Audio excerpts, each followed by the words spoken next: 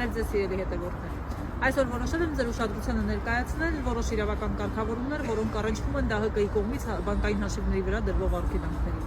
Հաճախ են դեպքերը, երբ հաշվի վրա դրվում է ամբողջական արգելանք, անգամ այն դեպքերում, երբ այդ բանկային հաշվով անձը ստանում է իր աշխատավարձը։ Պետք է իմանաք, որ աշխատավարձի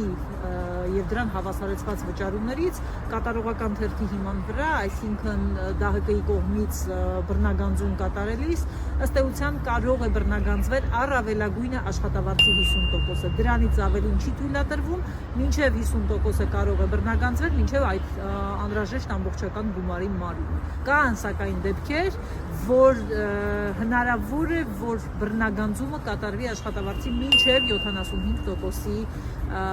ուրեմն վրա։ Դա այն դեպքերն են, երբ բռնագանձվում է առաջին ալիմենտ, երկրորդ առողջությանը պատճառված վնաս կամ կերակրողի մահվամբ պատճառված վնաս եւ երրորդ հանցագործությամբ պատճառված վնաս։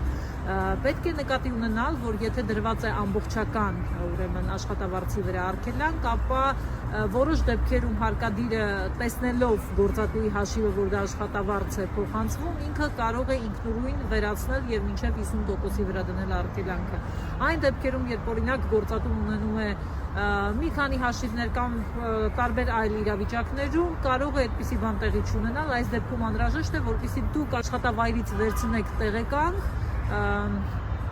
որտեղ նշված կլինի գործատուի այն հաշիվը, որից ձեզ փոխանցում են աշխատավարձ, դա ներկայացնեք հարկադիր կատարումն ապահովող ծառայությանը եւ այդ ժամանակ խնդիրը կլուծվի եւ ամբողջական արգելանքը կվերանա։ Եղեք տեղեկացված ձեր իրավունքներին, շարունակեք հետևել իմեջին եւ այստեղ կգտնեք բազմաթիվ հետաքրքիր բաներ։